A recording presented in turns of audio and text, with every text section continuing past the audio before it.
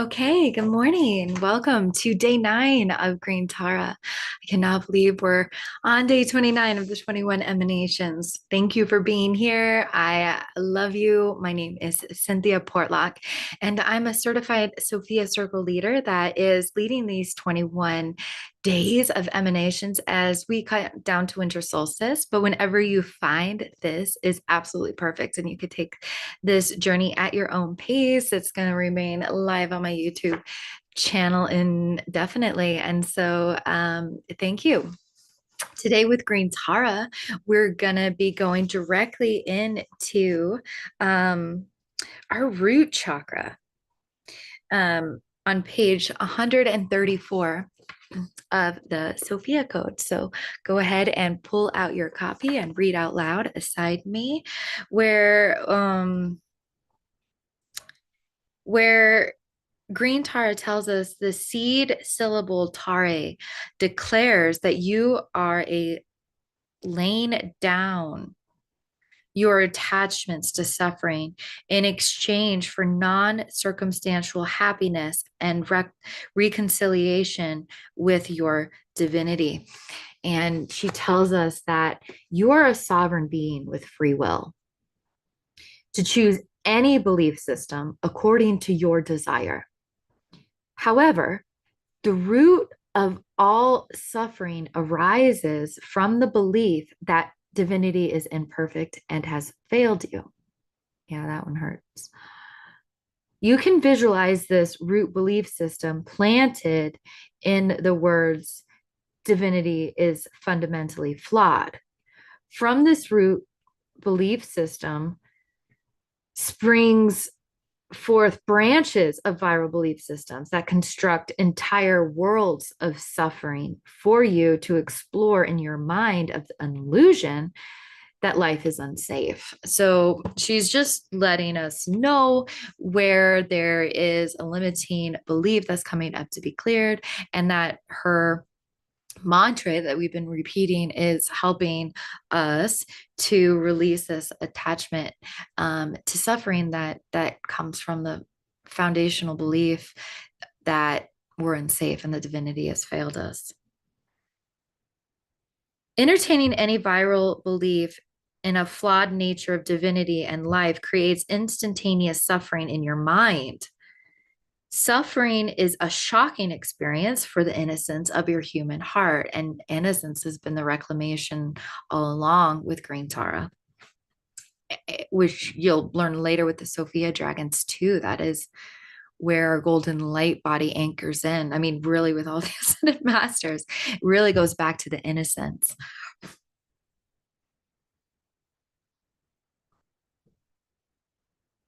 Suffering is a shocking experience for the innocence of your human heart, which fundamentally knows itself as the throne of your higher self's divinity.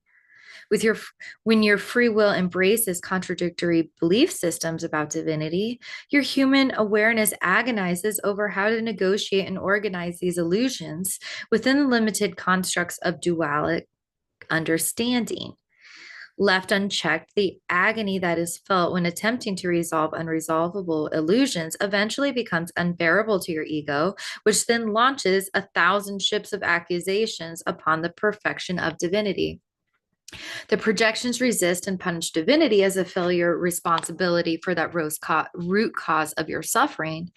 Therefore, the root of all your suffering is a divided self.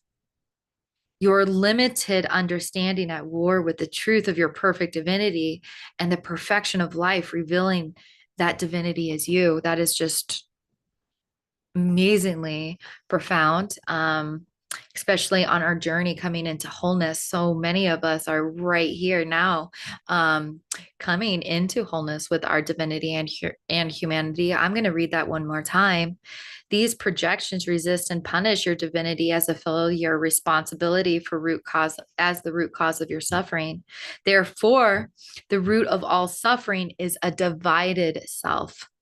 Your limited understanding at war with the truth of your perfect divinity and the perfection of life, revealing that divinity to you.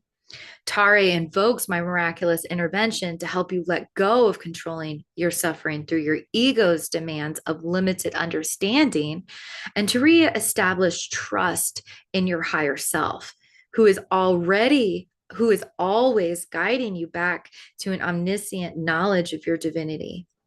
Tara also invokes personal willingness and the courage to reestablish trust in the divinity of life that is perfectly orchestrating your greatest relief from suffering in all ways, regardless of all personally held illusionary beliefs and outer physical appearances of samsara.